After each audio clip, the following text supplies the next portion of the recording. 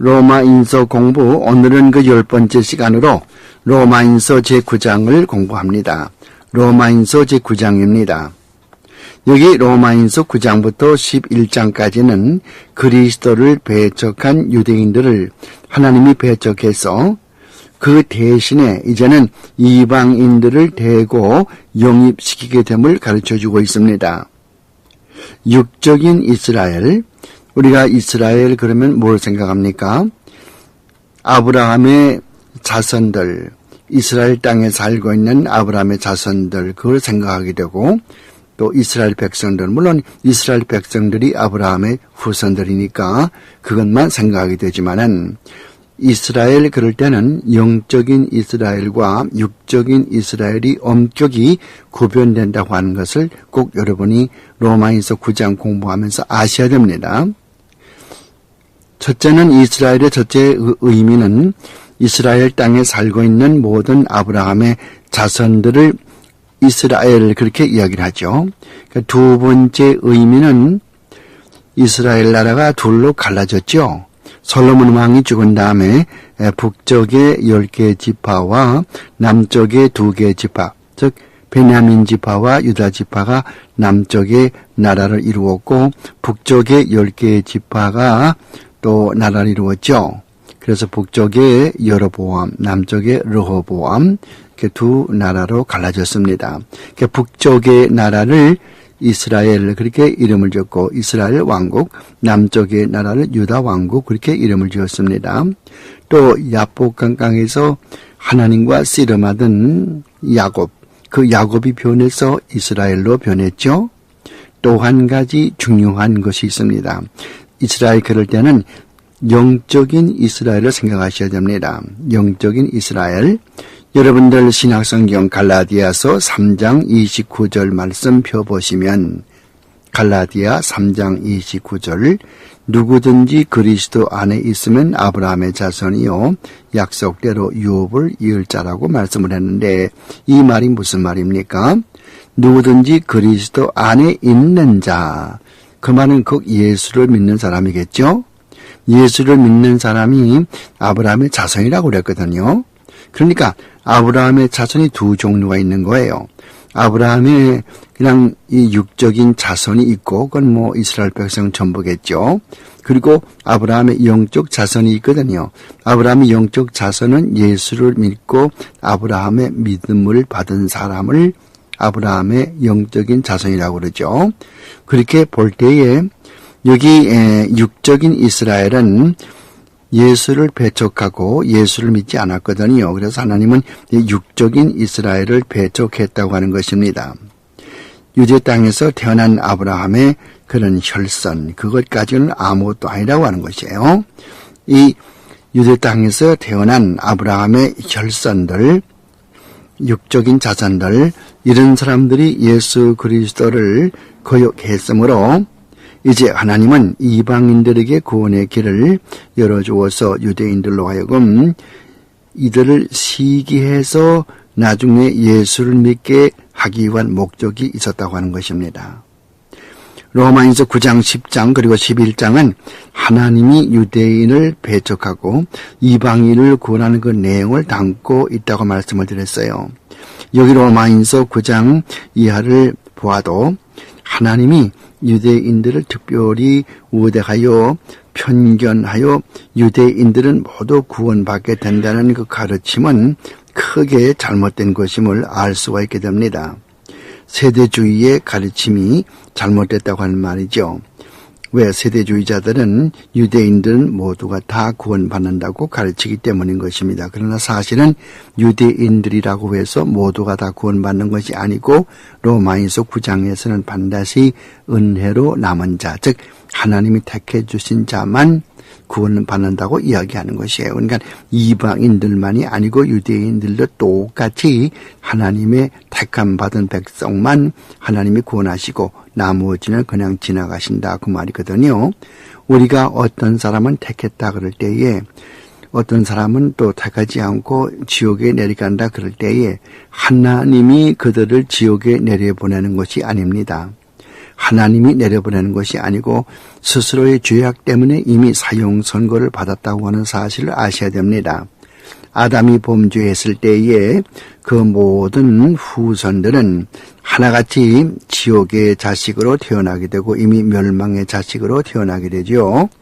그 중에서 하나님은 어떤 분들을 택해 주시고 어떤 분들을 그냥 지나쳤다고 하는 것입니다. 지나친 사람을 유기자라고 그러고 하나님이 택해 주신 자를 피택자라고 말을 하는 것이죠. 이와 같은 원칙은 이방인들만이 아니고 유대인들도 똑같은 원칙이 적용된다. 그것을 이야기하는 것인데 세대주의자들은 그렇게 가르치질 않고 유대인들은 모두가 다 구원받는다. 그렇게 가르치고 있어요. 그래서 여기에 이제 우리가 주목할 필요가 있다고 하는 것입니다. 그러니까 세대주의의 잘못이 여기에 있는 것이요. 이 말은 참 이해하기가 어려울지 모르겠습니다만은 성경적인 진리가 그러합니다. 어떻게 하나님이 그의 택하신 선민을 버리시는가 이런 질문을 해볼 수 있죠. 여기 하나님께서는 자기 백성을 버린다고 그랬거든요. 근데 자기 백성이 아니에요. 유대 땅에 태어난 이스라엘 백성들 가운데서 하나님께서 원하지 않는 자를 지나쳤다고 말이지 하나님의 백성 즉 하나님이 택하신 백성은 결코 버리질 않죠. 그러므로 내가 이야기하는 것처럼 이스라엘 백성 그럴 때에 영적인 이스라엘 백성이냐 육적인 이스라엘 백성이냐 이것을 분명히 구별하라고 하는 것입니다. 하나님이 여기에 로마인서 9장에서 보면은 자기 백성 즉 이스라엘에서 태어난 아브라함의 자손들을 버렸다고 그랬어요. 무슨 뜻입니까? 하나님이 아브라함에게 약속하기를 그의 자손을 축복하겠다고 그렇게 말씀했거든요. 창세기 12장 말씀 보면은 그렇게 말씀을 했어요. 이스라엘은 하나님의 선민으로 하나님이 만민 위에 뛰어난 백성으로 만드시겠다고 약속하지 않았습니까? 이 세상의 그 많은 백성 가운데서 특히 하나님은 그의 말씀 즉 구약 성경을 특히 유대 민족에게 맡기지 않았습니까? 로마인서 3장 2절 보세요.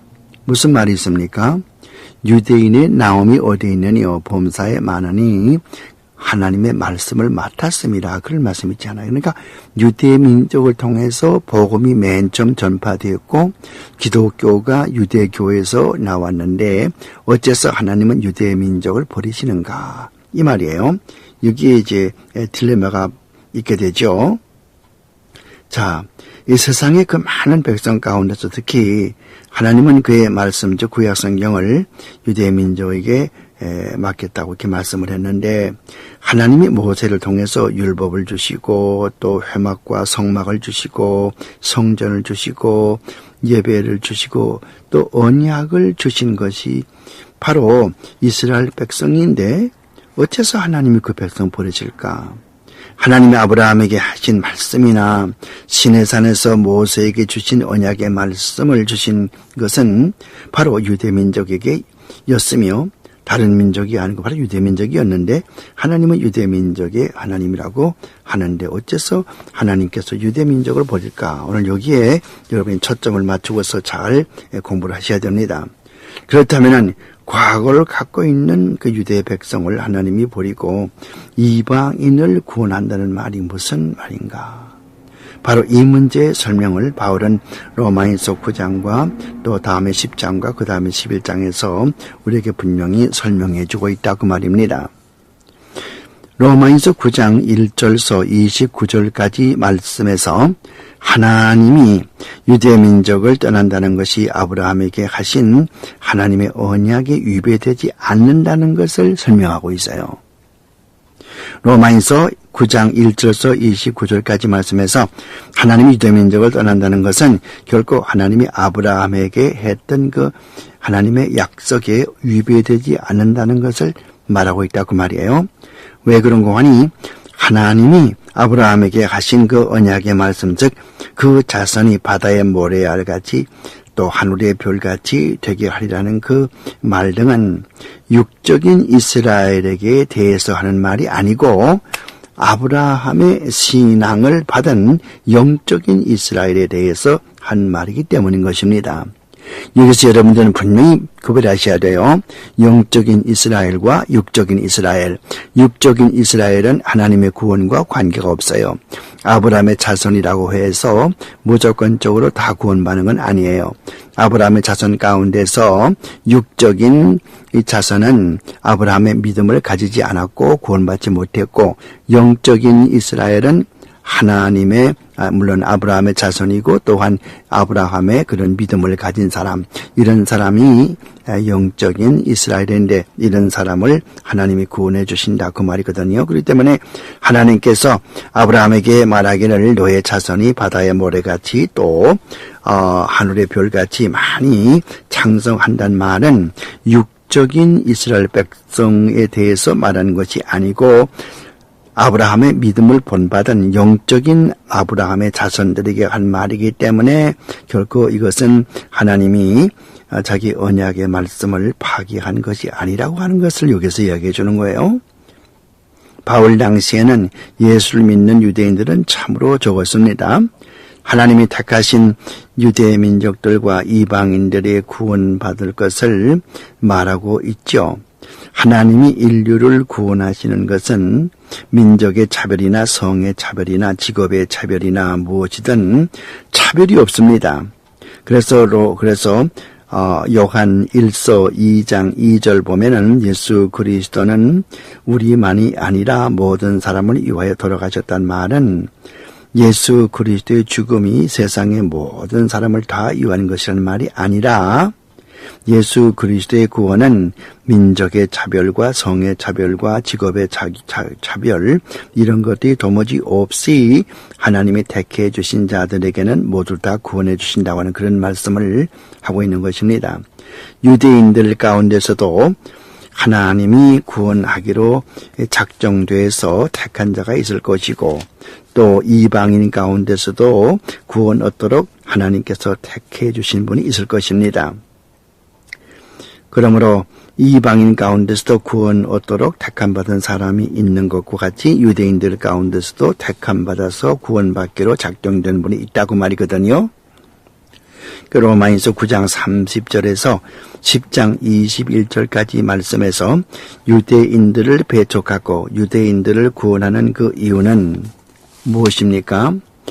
유대인이 복음을 대하는 태도와 이방인들이 복음을 대하는 태도가 다르다는 데 있는 것입니다. 그러면 유대인들이 복음을 대하는 태도와 이방인들이 복음을 대하는 태도가 어떻게 다르습니까?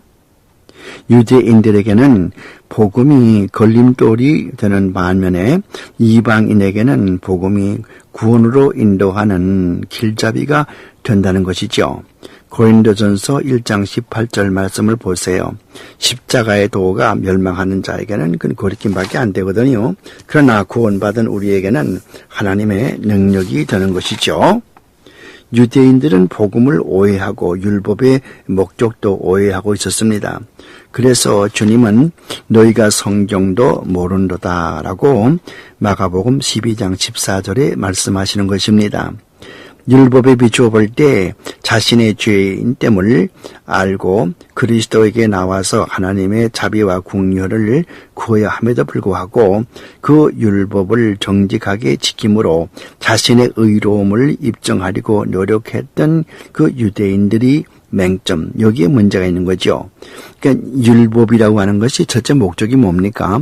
율법은 그 자체를 완전하게 지켜서 그 공로로 구원을 받는다. 그게 아니고 율법은 그 자체를 볼 때에 내가 하나님의 거룩하신 법을 다 지킬 수가 없구나 깨닫고 자기가 죄인 된 것을 깨닫고 이제 그리스도를 믿게 되는, 그리스도에게로 나아가는, 그리스도를 믿는 그런 목적이 있잖아요.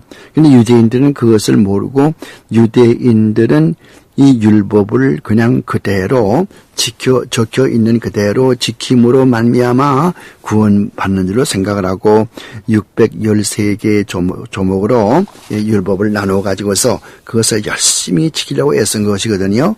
여기에 잘못이 있는 거예요. 그러니까 유대인들은 그 율법을 통해서 자기가 죄인 된 것을 깨닫고 하나님 앞에 나오기를 꺼려하고 그렇게 아니했거든요. 그러니까 예수님께서는 너희가 성경도 모른다고 그렇게 마가복음 12장 14절에서 이야기한 것이죠.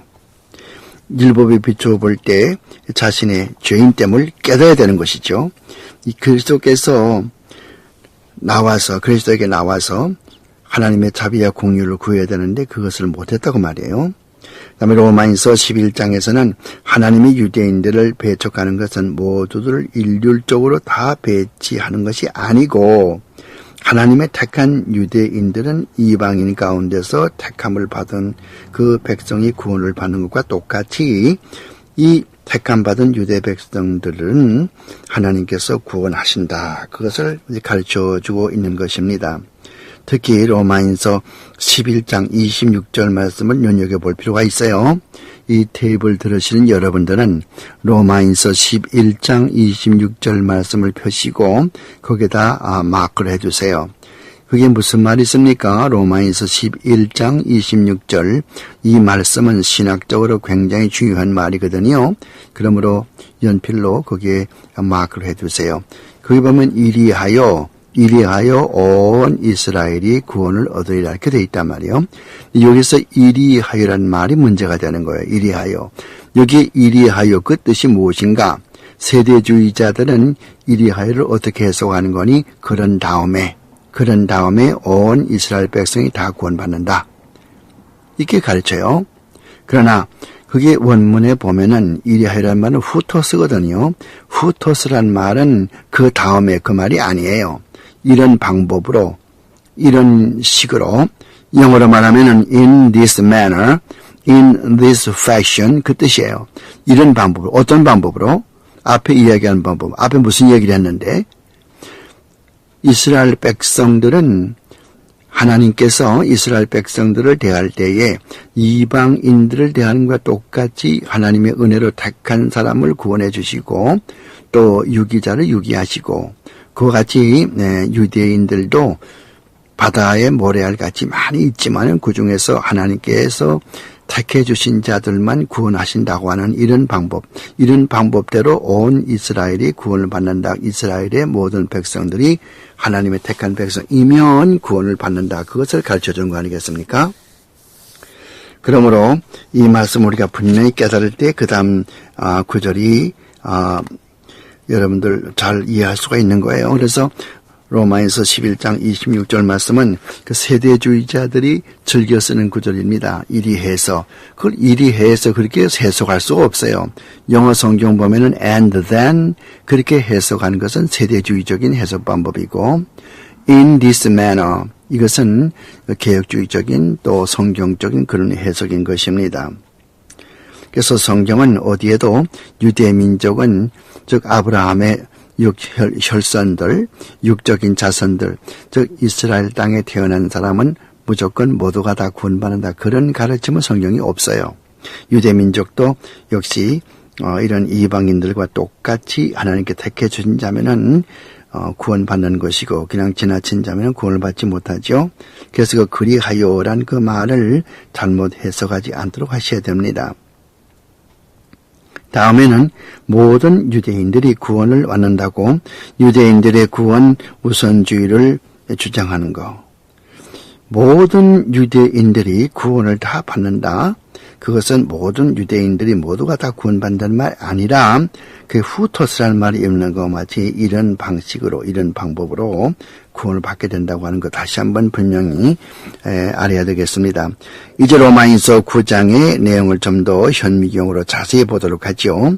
바울은 하나님이 유대인을 그 배척한다는 그 말을 하기에 앞서서 동족인 유대인들에 대한 그의 사랑과 우려를 처음에 9장 1절서 5절까지 말씀에 나타내주고 있어요. 여러분, 기독교는 어디까지나 애국의 종교입니다. 옛날 미국의 제1차 각성운동이 일어났던 1725년 그 무렵에 제1차 각성을 통해서 많은 사람들이 하나님 앞으로 돌아왔죠. 그때 활동한 사람은 요나단 에드워드를 비롯해서 뉴저지 레디탄에 살고 있던 그것을 목회하던 제이커브 프릴링 후이센 그리고 또 길버트 테넌트, 그리고 그의 아버지 윌리엄 테넌트, 이런 분들이 활동을 많이 했는데, 활동으로 말미암아서 모두 구원받고 회개하고 모두 그렇게 하나님 앞으로 돌아온 사람들은 그 여세를 몰아서 나라를 사랑하는 마음으로 미국의 독립을 주장하게 되었고 독립의 길을 모색하게 되었습니다. 그래서 미국의 독립전쟁이 거기서 일어난 것입니다. 폴 루비오라고 하는 사람이 영국 사람들이 처음으로 쳐들어온 것을 알고 모든 사람에게 영국의 침범을 알려준 것도 애국심에서 나온 것이고, 그리고 그게 모든 이 독립선언문을 작성한 사람이라든가 독립전쟁에 싸웠던 사람은 그 추운 겨울날에 맨발로 이 펜실베니아주 밸리 포지에서 싸울 때에 신앙의 힘으로 나라의 독립을 위해서 나라를 사랑하는 마음으로 그렇게 싸워서 1776년 7월 4일에 미국의 독립을 성취하게 되는 것을 아셔야 되고요. 또 zwingli라고 하는 스위스 주리에서 목회하던 분도 모든 이 스위스가 다 이런 개혁주의로 다 변화된 것은 아니고 북쪽의 5주는 아직도 로마의 천주교회의 지배를 받고 있었는데 그 5주 로마의 지배를 받고 있는 5주가 주리히를 공격해 올 때에 이 유명한 울리히 zwingli 신학자는 백성들과 함께 나라 위해서 싸우다가서 카펄이라고 하는 그 평야에서 죽을 때까지 하나님의 은혜 가운데서 나라를 위해서 죽을 수 있는 영광을 찬송하면서 죽었던 일. 그러니까 이 성경은 모두 이 애국적인 이 나라가 애국하고 나라가 하나님의 뜻대로 백성을 다스릴 때 그 나라를 위해서 헌신하고 나라를 돕고 나라를 위해서 기도하고 그렇게 하라고 성경에서 가르치죠. 물론 디모데전서 2장 1절서 4절까지 말씀에도 그렇게 가르치지만은 여기 이 로마인서 9장 1절서 3절 4절까지 말씀에서도 이 나라를 사랑하는 그 마음을 바울의 말씀에서 볼 수가 있어요. 뭐라고 그랬습니까? 내가 동족에서 끊어질지라도 내가 저주를 받을지라도 내 동족들이 하나님께 돌아오길 바란다고 바울은 말한 것입니다. 그래서 로마인서 9장 1절에서 5절까지 말씀을 다시 한번 읽어볼 필요가 있어요. 바울은 그의 동족을 참 사랑했습니다. 동족이 복음을 듣고 돌아와야 되는데 그렇지 못함을 마음 아파했던 것이죠. 너무도 그의 동족인 유대인을 사랑하는 나머지 바울은 심지어 동족이 예수를 믿고 구원 얻을 수만 있다면 차라리 바울 자신은 저주를 받아서 끊어질지언정 그의 동족들을 사랑했던 그런 마음을 안타까운 마음을 볼 수가 있어요.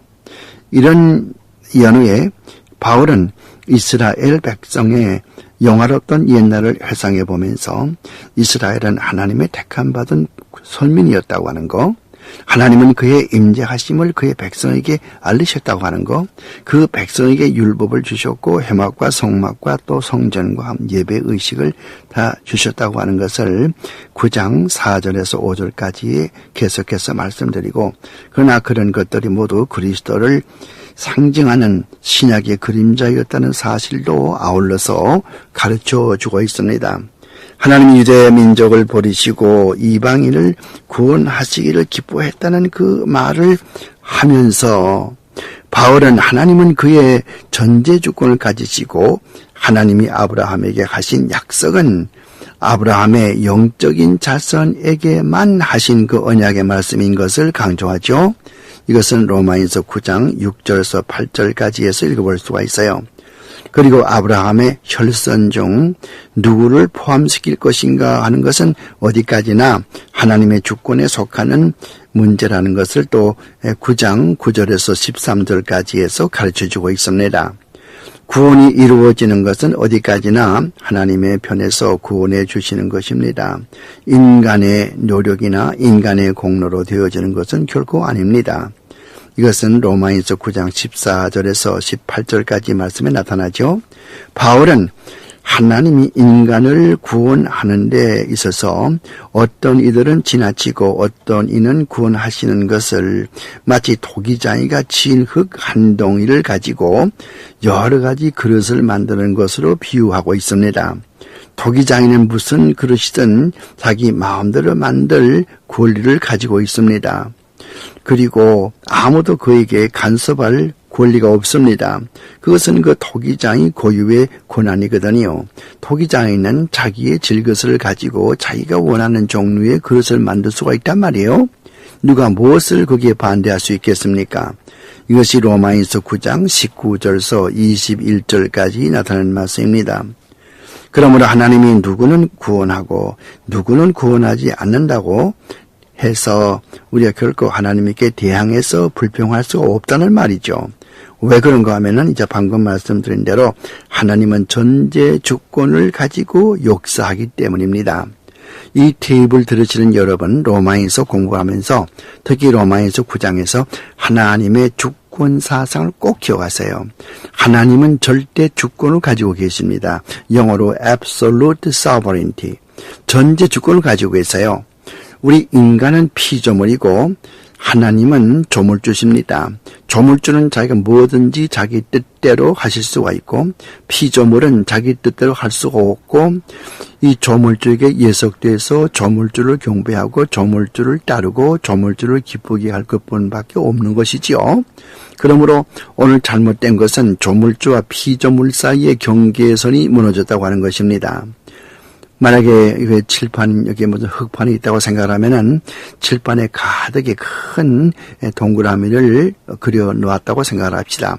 그 옆에다가 작은 점을 찍었다고 생각합시다. 큰 원은 칠판 가득 메운 이 큰 원은 하나님이시고 그 옆에 보일락 말락하게 찍은 점은 인간이거든요. 하나님은 그 넓이와 높이와 깊이를 측량할 수 없는 하나님이시죠. 그 옆에 찍어놓은 보일락 말락한 점은 인간이거든요. 그러니까 인간은 하나님께 순종할 수밖에 없고 경배할 수밖에 없는 것이 이것이 개혁주의 사상입니다. 반대로 자유주의는 반대가 돼서 조그마한 점은 하나님이고 큰 원은 인간이고 인간이 하나님을 판단하는 것이에요. 이것이 자유주의의 못된 근성이죠.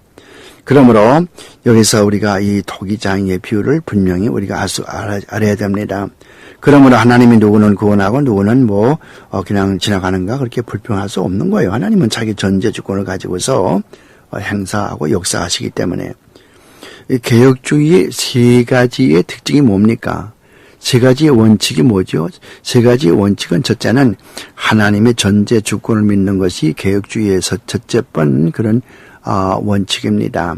다음 두 번째 원칙은 성경의 절대적인 권위, absolute authority of the scripture, 성경의 절대적인 권위. 성경은 원본에 있어서 절대적으로 틀림이 없다고 하는 거예요. 다음 세 번째는 개혁주의의 원칙 세 번째는 성경대로 사는 거예요. 이 세 가지가 개혁주의의 가장 기본적인 원칙인 것입니다. 그러니까 바울은 로마인서 9장에서 그것을 아주 분명히 우리에게 가르쳐주고 있는 것을 볼 수 있어요. 전제 주권을 가지고 역사하신다. 인간의 생각은 제한이 있고 하나님의 지혜는 무한합니다. 그는 조물주이시고 우리 인간은 그의 만드신 바 된 피조물이 아닙니까? 성경적인 사상은 조물주와 피조물의 그 한계를 분명히 하는 것이라고 말씀을 드렸어요. 이렇게 구원하시는 하나님은 누구든지 유대인이건 이방인이건 그의 기쁘신 뜻대로 구원해 주신다고 로마인서 9장 6절서 24절까지 말씀에 그런 내용을 우리에게 가르쳐주는 것입니다. 아브라함의 혈선을 배척하는 것은 결코 하나님의 약속을 파기하는 것이 아니라고 말씀을 드렸어요. 단지 유대인들이 하나님의 말씀을 잘못 이해했기 때문에 떠나는 것이죠. 하나님은 영적인 아브라함에게 관심이 있으며 유대인들은 아브라함의 혈선에 유대인들의 그 아브라함의 그 혈선들 여기에는 관심이 없어요. 물론 유대 사람들은 항상 생각하기를 아브라함의 혈선이다. 내가 아브라함의 자손이다. 내가 유대인이다. 내가 이스라엘 백성이다. 여기에 관심이 있죠. 그러나 하나님은 그런 데 관심이 있는 것이 아니고 아브라함의 믿음을 가진 하나님의 택한 백성 이런 유대인들에게 관심이 있다고 말이거든요. 이것이 근본적인 차이가 되는 것이에요. 그러면 하나님이 아브라함의 자녀를 축복한다는 그 약속이 어디 있습니까? 하나님이 스스로 약속을 파기한 것입니까? 이 문제는 앞서 설명을 다 드렸죠. 그러나 바울은 이 문제를 다시 로마인서 9장 6절에서 8절까지 말씀해서 잘 설명해 주고 있습니다. 신약에서 이 말은 갈라디아 3장 29절 말씀에서 입증이 되죠. 누구든지 그리스도 안에 있으면은 아브라함의 자손이여 약속대로 유업을 이을 자라고 갈라디아 3장 29절에 말하고 있죠. 중요한 순경 구절이에요. 꼭 외우세요. 갈라디아 3장 29절. 유대인들 가운데서 선택받은 영적인 아브라함의 자녀들이 바로 하나님이 언약하신 약속의 대상으로 약속의 자녀입니다. 역시 이방인 가운데서도 예수를 믿어 아브라함의 믿음을 본받는 자가 언약의 대상이고 언약의 자녀가 되는 것이고 따라서 축복받는 사람들인 것입니다. 이들이 하나님의 앞에서 이스라엘 백성, 영적인 이스라엘 백성이 되는 것이죠. 로마에서 9장 27절에 가서 보면은 남은 자란 말씀이 있습니다. Remnant chosen by grace. 남은 자란 말이 나오는데요. 이 남은 자가 누굽니까? 하나님의 택함을 받은 자가 바로 이 남은 자입니다. 모든 유대인들이 복음을 비웃고 율법을 꼭다까지 이렇게 정직하게 문자 그대로 지켜서 그 공로로 의를 얻으려고 잘못 노력하지만은 그 중에서 복음을 믿어 하나님의 은혜로 구원 얻을 자가 조금은 남아있다는 것을 말해주는 거지요. 이것은 로마인서 9장 32절이 정확히 우리에게 설명해 줍니다. 이 강의는 뒷면에 계속됩니다. 그렇다면은 하나님은 그 선택의 원리를 우리에게 잘 알도록 설명해 주셨으니까 로마인서 9장을 공부할 때 별로 어려움이 없겠죠. 아브라함에게는 사라가 있었습니다. 사라는 애가 없었죠. 그래서 하갈로부터 이스마엘을 얻게 되었는데요. 이것은 어디까지나 육적인 자손이요 언약의 자녀가 아닙니다. 바울은 앞에서 유대 민족이라도 영적인 이스라엘이 있고 육적인 이스라엘이 있는 걸 설명을 해왔습니다만은 또다시 이번에는 이 이스마엘과 이삭의 예를 들면서 자세히 이야기하는 거예요. 둘 다 아브라함 자손이거든요. 이스마엘도 아브라함의 자손이고 이삭도 아브라함 자손이에요. 그런데 어떤 계열로 어느 아들과 언약을 맺고 축복해 주시는가 그걸 설명하는 거예요. 그래서 아브라함에게는 사라라고 하는 본부인이 있었는데 그 본부인이 아들을 낳지 못하니까 그 본부인이 자기 하녀였던 이 하갈이라고 하는 여자, 그것을 그분을 아브라함과 맺어 주어서 아들을 낳게 되는데 그 아들의 이름이 이슈마엘이거든요. 그러나 하나님께서는 그 이슈마엘과 언약을 맺는 것이 아니고 명륜 이맘때에 내 아내에게서 나오는 그 사람과 아들과 언약을 맺겠다고 이렇게 말씀을 하죠. 물론 그때 아브라함의 나이 100세고 또 사라의 나이 90세니까 내가 90세가 돼서 어떻게 아기를 낳겠느냐 이렇게 사라가 웃었지만은 그러나 하나님께서는 때가 되면 이 사라 90세 할머니에게서 이삭이라고 하는 이름이 나왔죠.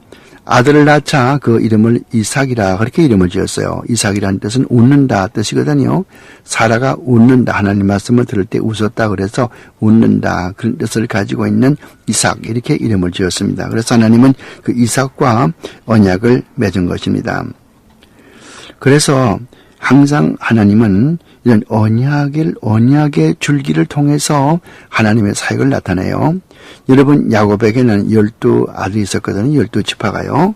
그 12지파 가운데서도 특히 그 유다 지파를 통해서 이 예수님이 나오시도록 그렇게 역사하셨고 그래서 항상 이렇게 그 하나님의 택하신 그 언약의 백성을 통해서 역사하시는 것을 볼 수 있어요. 항상 아무렇게나 되는 것이 아니고 질서정연하게 하나님의 언약의 백성이 따로 있고, 구세주도 야곱의 하는 그런 지파, 12지파 가운데서 유다 지파 가운데서 탄생하도록 이렇게 역사하시는 것이죠.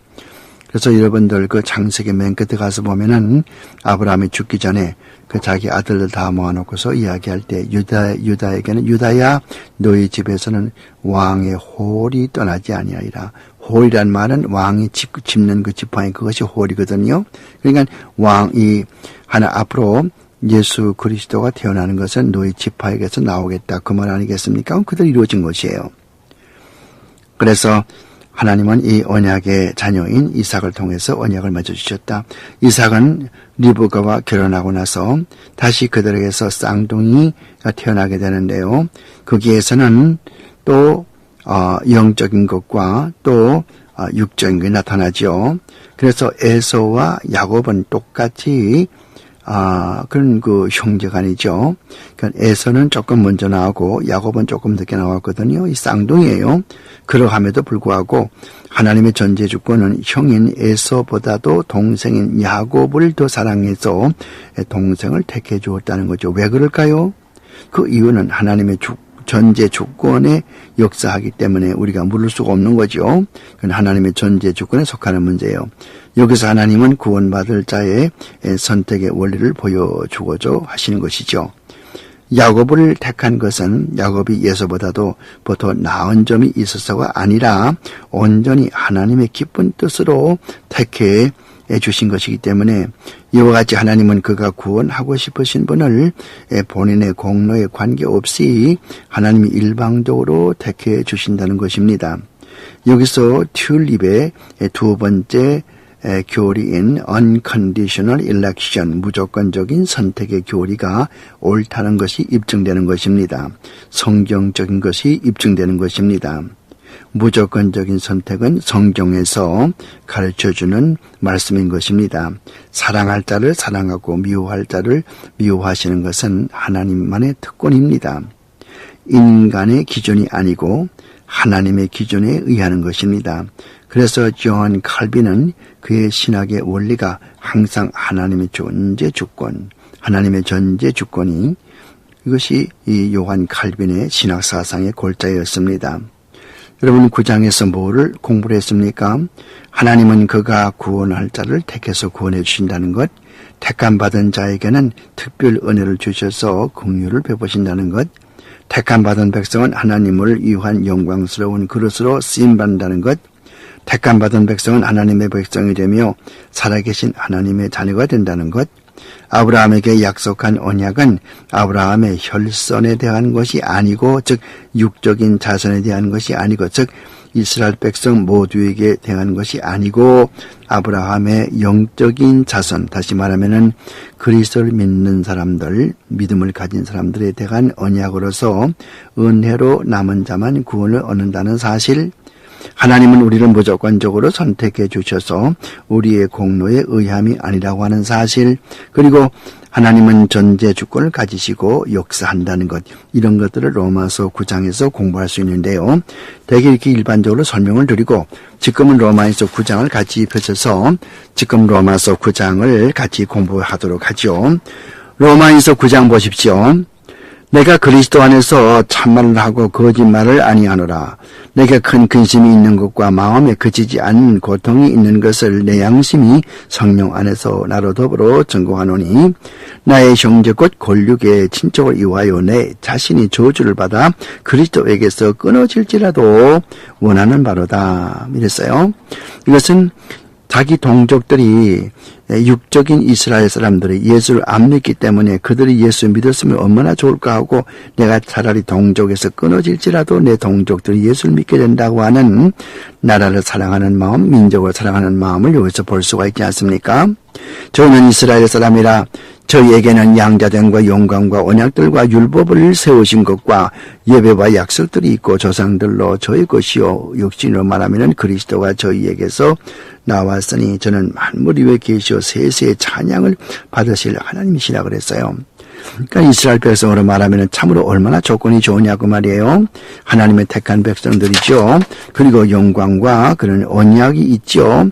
언약이 있고 또 성전이 있고 그다음에 율법을 가지고 이 모든 것이 다 있지만은 그리고 육신으로 말하면 또 그리스도도 유대인이 아닙니까?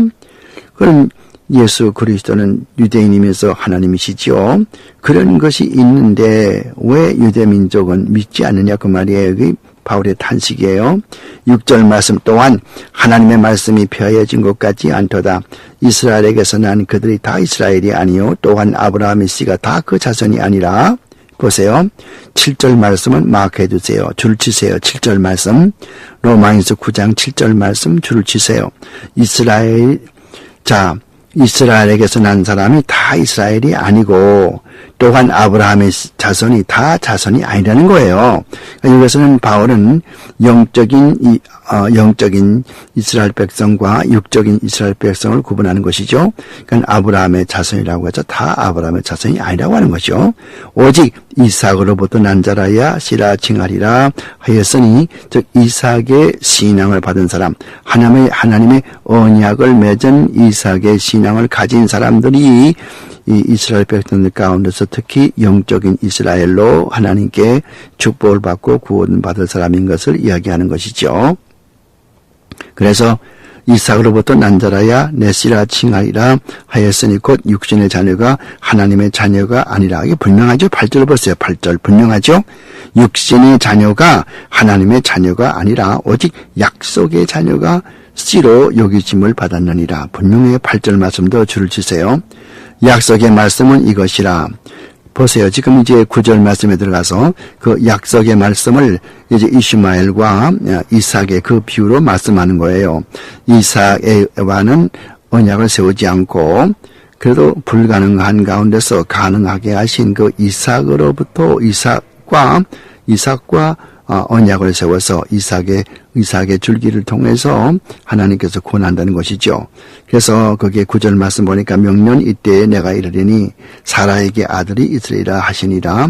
이뿐 아니라 또한 리브가가 우리 조상 이삭 한 사람으로 말미암아 잉태되었는데 그 자식들이 아직 나지도 아니하고 무슨 소리나 악을 행치도 아니한 때에 택하심을 따라서 저는 것이 하나님의 뜻에 행위로 앉지 않고 오직 부르시는 이에게로 말미암아 서게 하사 리브가에게 이르시되 큰 자가 어린 자를 섬기리라 하였나니 기록된 바 내가 야곱은 사랑하고 에서는 미워했다 하신 것 같다고 그랬어요.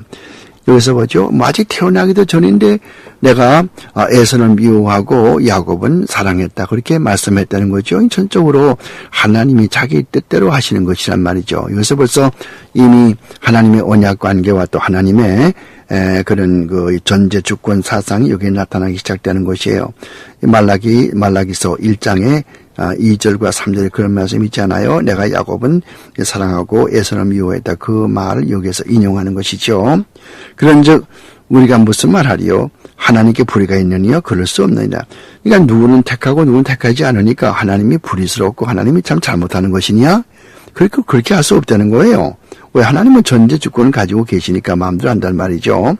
모세에게 이르시되 내가 긍휼히 여길 자를 긍휼히 여기시고 불쌍히 여길 자를 불쌍히 여긴단 말이에요. 하나님이 하시는 일이에요. 긍휼히 여길 자를 긍휼히 여기시고 불쌍히 여길 자를 불쌍히 여기시라 했으니 그런즉 원하는 자로 말미암음도 아니요 다름박지 하는 자로 말미암음도 아니요 오직 긍휼히 여기시는 하나님으로 말미암음이니라 그랬어요. 그러니까 하나님의 뜻에 따라서 택한 자는 택해 주시고 또 지나가는 자는 지나가게 한다고 말이죠. 성경이 바로에게 이르되 내가 이 일을 여호와에서 너를 세웠으니 곧 너를 말미암아 내 능력을 보이고 또 내 이름이 온 땅에 전파되게 하려 함이로다 하였으니 이런즉 하나님께서 하고자 하시는 자를 긍휼히 여기시고 하시고자 하는 자를 강팍하게 하시느니라. 그러니까 하나님께서 긍휼히 여기시려면 긍휼히 여기시는 것이고 또 마음을 완악하게 해서 마음을 닫게 하려면 닫게 하는 것이고 그건 하나님의 자유라고 말이에요. 지금 여기 로마에서 9장에서는 계속해서 하나님의 주권 사상을 이야기하고 모든 구원과 모든 되어지는 것은 인류의 역사는 하나님의 뜻대로 이루어진다고 하는 것을 강조하는 것이에요. 19절 말씀 보세요. 혹 내가 내게 말하기를 그러면은 하나님이 어찌하여 허물하시느뇨 누가 그 뜻을 대적하느뇨 하리니 이 사람아 내가 네기에 감히 하나님을 희문하느뇨 지형을 받은 물건이 지은 자에게 어찌 나를 이같이 만드느냐 말하겠느뇨 토기장이가 진흙 한 덩이로 하나는 귀 쓸 그릇을 하나는 천이 쓸 그릇을 만드는 권이 없겠느냐 만일 하나님이 그 진리를 보이시고 그 능력을 알게 하고자 하사 멸하기로 준비된 진로의 그릇을 오래 참음으로써 관용하시고 또한 영광 받기를 예비하신 바 긍휼히 그릇에 대해서 영광이고 풍요함을 알게 하고자 하실지라도 무슨 말 하리요? 보세요. 그 23절까지요. 무슨 말입니까? 우리가 하나님은 왜 그렇게 하십니까? 왜 어떤 사람은 택해주고 왜 그렇게 하십니까? 어떤 사람은 택하지 않고. 그러나 이런 것들은 하나님께 통하지 않단 말이죠. 하나님께서는 그릇 한 덩어리 가지고 있어 귀 쓸 그릇과 천이 쓸 그릇을 만들 그런 권한이 있다고 하는 것이거든요. 다시금 하나님의 전제 주권을 이야기하는 거예요. 그러니까 아무도 하나님께 대해서 하나님이 하는 일에 대해서 관여할 수 없고 반항할 수 없다고 하는 것이죠. 하나님께서 어떤 사람은 귀 쓸 수 있는 그런 것, 즉 택함 받은 백성으로 구원하게 하고 또 어떤 사람은 천한 그릇 다시 말하면은 구원받지 못하는 그런 지나가는 유기자 그렇게 내놓는다 하더라도 내가 할 말이 무엇이 있느냐 어째서 하나님께 대항할 수 있느냐 하나님 너보다 지혜가 못하느냐 너는 피조물이고 나는 한 조물주다.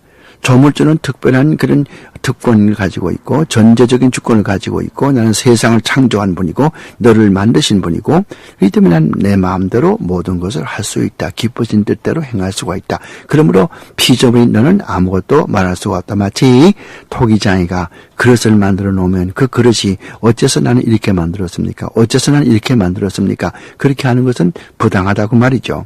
그러므로 이 말은 또 어떻게 적용되냐 하면은 어떤 사람들은 참 그런 재능들이 많이 있는 분이 있어요. 또 어떤 사람은 재능이 조금 모자란 사람이 있거든요. 그러나 하나님께서는 그렇게 재능을 주셨고 또 그런 재능을 주셨기 때문에 이것을 우리가 불평할 수 없다고 하는 거죠. 그러니까 하나님은 나에게 이런 재능을 주었으니 그런 재능을 가지고 하나님께 영광을 돌리고 또 저런 재능을 주었으면 또 저런 재능을 받아 가지고 자기 받은 대로 하나님 앞에 영광을 돌리고 그거거든요. 목회하는 것도 그래요. 목회하는 것도 하나님께서 나에게 주신 그런 이 성도의 수가 있어요. 어떤 사람은 수만 명도 있겠고 어떤 사람은 수십만 명도 있겠고 어떤 사람은 10명, 20명, 30명, 50명, 100명 있을 거란 말이죠. 그러니까 하나님은 나에게 목회할 수 있는 그 성도의 양의 무리를 주었으니까 그 양의 무리만 하나님께서 나에게 주신 대로 또 하나님의 뜻대로 잘 목양해서 그 영혼이 살찌게 만들면 그것으로 내 사명 다한 것이거든요. 그러니까 목회에는 실패와 성공이라는 것이 없어요. 목회는 반드시 성공만 있는 것뿐이지 실패라는 거 있을 수가 없어요. 반드시 사람이 많은 것이 잘하는 것은 아니에요. 한국에 있는 그 어떤 큰 그 교회는 뭐 사람이 많지만은 바로 가르치지 않지요. 종교다운 줄을 가르치지요. 그런 건 사람이 많아도 소용없는 거 아니겠어요? 죽종일 뿐이죠. 그러나 교인이 10명, 10명, 20명 돼도 하나님 말씀을 바로 가르치고 구원받은 그런 하나님의 사랑에 감사 감격하면서 교회 봉사하지요. 그러면 그것이 하나님께 영광이 되지 않겠습니까? 그런 것을 여기서 우리가 추리적으로 생각해 볼 수가 있어요. 그 다음에 24절 보세요. 이 그릇은 우리니 곧 유대인 가운데서뿐 아니라 이방인 가운데서도 부르신 자니라. 호세아 그에게 이르기를 내가 이 백성 아닌 자를 내 백성이라 사랑지 아니한 자를 사랑한 자라 부르리라. 너희는 내 백성이 아니라 한 그것에서 저희가 살아계신 하나님의 아들이라 이름을 얻으리라 함과 같으니라. 그러니까 이것은 여기에 나오는 뭐 귀한 그릇, 천한 그릇은 이것은 우리 백성을 이야기하는 것인데 하나님의 택한 백성을 귀한 것으로 그렇게 나타내주고 있다고 말이죠. 그래서 우리가 옛날에는 하나님을 알지 못하는 내 백성이 아니라 로암이 여러분 호세아서 보면 그걸 많이 나오죠. 로암이란 말은 내 백성이 아니라 그 말이거든요. 암이란 말은 백성이에요. 로란 말은 not, 영어의 아니다 그 뜻이고요. 맨 끝에 이었다, 맨 끝에 이엇이라고 하는 히브리 글자는 나의 그 뜻이거든. 그러니까 not my people 그 뜻이란 말이에요. 그렇지만 이제는 아미가 됐어요. 나의 백성이 됐단 말이죠. 어떻게? 하나님께서 긍휼을 베푸셔서 우리가 믿음을 가지고 하나님 앞에 이렇게 하는 백성이 됐단 말이죠. 그 다음에 27절 말씀은 참으로 중요합니다. 꼭 줄지세요. 27절 말씀을 꼭 줄지세요. 이사야가 이스라엘에 관하여 외치되 이스라엘 뭇 백성의 수가 비록 바다의 모래 같을지라도 남은 자를 구원 얻으리니 주께서 땅 위에서 그 말씀을 이루사 필하시고 끝내시리라 하였느니라. 보세요. 이스라엘 백성의 수가 바다의 모래와 같이 많다 하더라도 말이에요. 이스라엘 백성이 아브라함의 자손이 얼마나 많이 있습니까? 하지만은 모든 그런 육적인 이스라엘은 관계가 없고 그 중에서 어떤 사람이요? 남은 자들. 남은 자가 누구라고 그랬어요? Remnant chosen by grace. 남은 자가 누굽니까?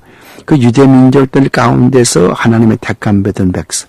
하나님의 택함 받은 백성. 이게 남은 자 아닙니까? 그 하나님의 택함 받은 백성, 그것이 남은 자인데 그들만 구원을 받으리라고 하는 것을 벌써 이미 이사야가 이전에 예수님 나시기 700년 전에 예언하셨고, 이사야는 예수님 나시기 700년 전 사람이거든요. 거기서 예언했고 그것이 그대로 지금 이루어지고 있다고 하는 것을 말하는 것이에요. 그래서 주께서 땅 위에서 그 말씀을 이루사 필하시고 끝내시리라 하셨느니라. 또한 이사야가 미리 말한 바 만일 만군의 주께서 우리에게 씨를 남겨두시지 아니하였다면 우리가 소돔과 같이 되고 고모라와 같으리로다 한과 같으니라. 그러니까 하나님께서는 택해 주셔서 우리를 예수 믿게 하셨지, 만약에 아무도 택해 주지 않고 그냥 내버려 두었더라면은 소돔과 고모라가 하늘에서 유황불이 내려와서 다 죽임을 당했같이 우리도 지옥의 자녀가 될 수밖에 없었다. 그것을 이야기하는 것입니다. 그 다음에 그런즉 우리가 무슨 말하리요? 의를 쫓지 아니한 이방인들이 의를 얻었으니 곧 믿음에서 난 의요. 의의 법을 쫓아간 이스라엘은 법에 이르지 못하였으니 어찌 그리하뇨? 이는 저희가 믿음에 의지하지 않고 행위에 의지함이라. 줄치세요. 또 이 성경 구절 줄치세요. 30절부터 32절까지 줄치세요. 그런즉 우리가 무슨 말하리요? 들으세요. 의를 쫓지 아니한 이방인들이, 즉 자기 자신의 의를 나타내고 자기 자신이 잘났다고 나타내지 않고 이렇게 의를 쫓지 아니한 이방인들이 의를 얻었으니 하나님 앞에서 공로 없이 의롭다고 인칭받았으니까 그 말이에요. 곧 믿음에서 난 의요. 이 의라고 하는 것은 자기 자신에게서 자기가 공로를 세워나는 것이 아니고 하나님을 믿음으로 말미암은 그런 의거든요. 그냥 하나님께로 난 의고, 의의 또 반면에 유대인들로 말하면은 31절에 가서 보세요. 31절 유대인으로 말하면은 의의 법을 쫓아간 이스라엘은, 즉 복닥같이 그냥 그 하나님의 율법을 그대로 지키고 자기가 공로를 세워서 자기가 의를 세워서 자기의 의로 구원받겠다고 그 법을 쫓아갔던 이스라엘은 율법을 잘못 해석해서 그것을 꼭딱같이 지킴으로 말미암아 그 공로로 구원받겠다고 생각했던 이스라엘은 법에 이르지 못하였으니 어찌 그리하뇨? 이는 저희가 믿음에 의지하지 않고 행위에 의지함이라. 왜 그랬어요? 이스라엘 백성은 믿음에 의지하지 않고 자기 행위로, 자기가 무슨 공로를 세워서 자기가 율법을 꼭딱 다 지켜가지고 그 공로로 구원을 받겠다고 하는, 즉 자기 자신의 행위에 의지했기 때문에 구원을 받지 못하고 다 끊어져 나갔고 하나님으로부터 배척받게 되었다. 그것을 여기 31절 이하에서 분명히 말해주지 않습니까? 의심 없지 않아요. 부딪힐 돌에 부딪혔느라. 마땅히 하나님께 버림받을 만큼 버림받게 되었다 그 말이거든요. 그 다음에 기록된 바 무슨 말씀이 있습니까? 보라, 내가 부딪히는 돌과 거치는 반석을 시온에 두노니 저를 믿는 자는 부끄러움을 당치 아니라 한것 같으니라. 시온에 부딪히는 돌과 거치는 반석을 시온에 두노니 저를 믿는 자는 부끄러움을 당치 아니하리라. 반석이라는 것은 성경에서 예수 그리스도를 나타내는 일이 많이 있습니다. 예수 그리스도가 이 땅에 하나님으로 이 땅에 오셨고 성육신해서 우리의 과거, 현재, 미래의 모든 죄를 다 담당하기 위해서 오셨고 동정녀로 탄생하셨고 그렇게 했는데 유대인들은 이걸 아주 우습게 하는 거예요. 아주 우습게 알면서 뭐 그런 예수가 무슨 관계가 있는가?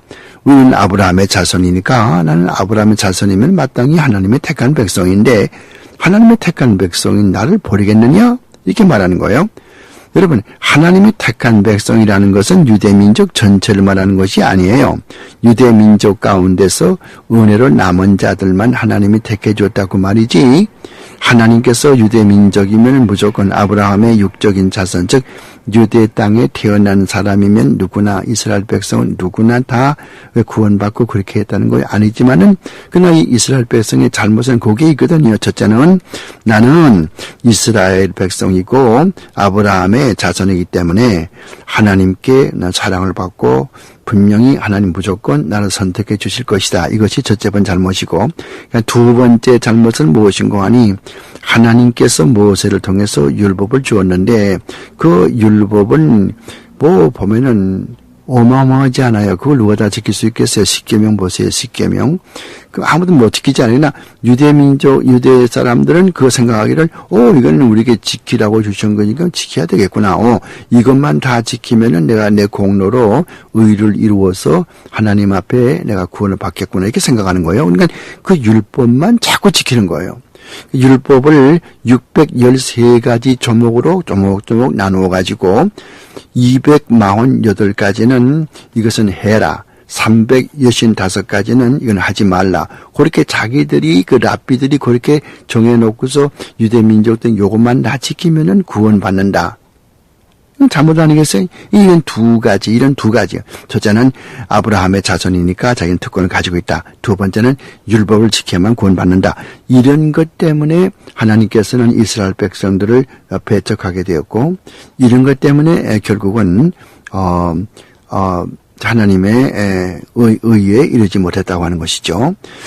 이방인들로 말하면은 자기 공로는 도무지 내세우질 않아요. 이방인들은 그렇게 내세울 것도 아무것도 없어요. 왜냐하면은 이방인들은 유대인이 아니기 때문에 그렇게 난 유대인에 뭐 태어났다 그런 걸 내세울 것도 없고 아무것도 없죠. 오히려 이방인 되는 사람은 율법이라고 하는 것을 볼 때에 나는 도저히 이 율법을 지킬 수가 없구나. 이건 하나님의 절대 무호하신 하나님의 법이다. 내가 지킬 수가 없어. 그러므로 나는 하나님 앞에 나올 수밖에 없다. 그러므로 믿음을 가지고 예수 그리스도에게 나오고 예수 그리스도를 믿게 되고 예수 그리스도를 믿게 되면은 하나님을 기쁘게 하고 그리스도를 기쁘게 해야 되겠으니까 그의 뜻을 따라야 되겠으니까 요한복음 14장 15절 23절 4절에서 이야기하는 것처럼 하나님의 계명을 따라 살려고 애를 쓰고, 물론 하나님의 계명을 완전히 지킬 사람은 세상에 아무도 없어요. 그러나 하나님의 뜻대로 살겠다고 하는 의미에서 그 계명을 지키려고 애쓰는 것뿐이죠. 그게 안 되면은 또 하나님 앞에 기도해서 회개하고 해서 그 성화의 과정이 죽을 때까지 계속되지 않습니까? 그러니까 이런 것을 유대인들은 몰랐다고 말해요. 유대인들은 몰랐기 때문에 하나님께서 유대인들을 아까 다 배척했는데 모두 다 하나같이 배척한 것은 아니고 그 중에서 하나님의 택한 백성, 택한 유대민족에게는 아브라함의 영적인 자손으로 아브라함의 믿음을 주어서 그리스도를 믿게 되었고, 그것이 이제 그 갈라디아서 3장 29절 말씀 아니겠어요? 그러니까 여러분들은 그 갈라디아서 3장 29절 말씀을 꼭 외우셔야 돼요. 갈라디아 3장 29절은 뭘 가르쳐줘요? 그리스도 안에 있는 자면은 아브라함의 자손이고, 아브라함의 자손이면은 약속대로 유업을 이을 자라, 그런 내용이 적혀 있는데, 그리스도 안에 있다고 하는 것은 예수 그리스도를 믿는 성도들을 가르치는 크리스천들이고, 아브라함의 백성 된다고 하는 것은 육적인 이스라엘이 아니고 영적인 이스라엘로 이 아브라함의 믿음을 가진 자들이 된단 말이에요. 그러니까 아브라함의 믿음을 가진 그런 영적인 자손이 되기 때문에 하나님은 아브라함의 영적인 자손과 언약을 맺었으니까 아브라함의 그런 믿음을 가진 사람은 이방인이라도 아브라함의 영적 자손이 돼서 구원을 이룩하게 된다. 그걸 이야기하는 거 아니겠어요? 그래서 뭐 많은 사람들이 요즘에 이 세대주의자들이 더 많죠. 기독교 교계에는 미국이나 한국이나 할 것 없이 세대주의 사상 가진 사람이 더 많이 있습니다.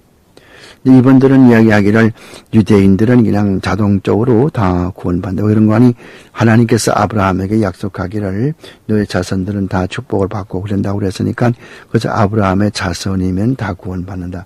아브라함의 자손이란 유대민족이니까 그러면 유대민족은 다 구원받는다. 특히 로마인서 11장 26절 말씀을 들먹거리면서 여기 보니까 그리하여 온 이스라엘이 구원을 얻으리라 그랬으니까 이스라엘 백성이면은 무조건 다 구원받는 것이 아니겠는가 그렇게 주장하지만은 아까도 얘기했지만 로마인서 9장에 가서 보면 뭐라고 그랬습니까? 이스라엘의 백성의 수가 바다의 모래알 같이 많을지라도 남은 자만 구원을 받으리라고 하는 말씀을 우리가 분명히 아셔야 돼요.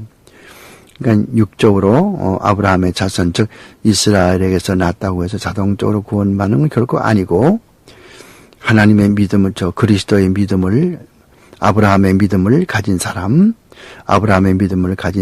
그리스도 예수를 믿는 사람이고 이런 사람들과 하나님은 언약을 세우셨다고 하는 거. 이것은 어떻게 증명되냐 하면은 옛날에 야곱과 에서가 있었는데 그 하나님은 에서가 아닌 야곱과 그런 언약을 맺었고 그 야곱을 통해서 하나님의 축복이 이루어진다고 하는 그런 사상을 성경에서 로마인서 9장에서 가르쳐주고 그래서 입증을 해주고 또 토기장이 그 이야기 사람들은 토기장 이야기를 하면은 그건 어떻게 그렇게 될 수 있느냐. 하나님은 공평하신데 하나님은 공평하다고 해도 하나님의 절대 의로우신 의 속에서 공평한 것이지 인간이 생각하는 인간의 욕심대로의 그런 공평이 아니죠. 우리가 사람들이 어떤 공평을 논할 때 무엇을 논합니까? 항상 자기 중심을 논하는 것이거든요. 내가 생각할 때 이것이 옳은 것 같다. 인간이 생각하는 것은 하나님의 생각과 달라요. 그래서 이사야서 55장 말씀 가서 보면은 내 생각은 너의 생각과 다르고 또 내 길은 너의 길과 다르다. 그렇게 말씀을 했지 않습니까? 그러니까 인간이 생각하는 그런 공평의 개념과 하나님이 생각하는 공평의 개념이 달라요. 왜? 하나님은 하나님이시고 우리 인간은 인간이기 때문에 그게 같을 수가 없거든. 차원이 같을 수가 없단 말이에요. 오늘 여기에서 이 말씀을 공부를 하면서 로마인서 9장 말씀 분명히 기억하세요. 이스라엘 백성이 다 구원받는 것이 아니고 영적인 이스라엘이 있고 육적인 이스라엘이 있다. 이것을 우리가 분명히 알고 또 하나님께서는 전제 주권을 가지고 행사하시기 때문에 구원할 자를 구원하시고 또 지나갈 자를 지나가시는데 인간은 거기에 대해서 왈가왈부하고 거기에 대해서 의의를 제기할 수 있는 그런 권리가 없다고 하는 거. 왜? 피조물이기 때문에.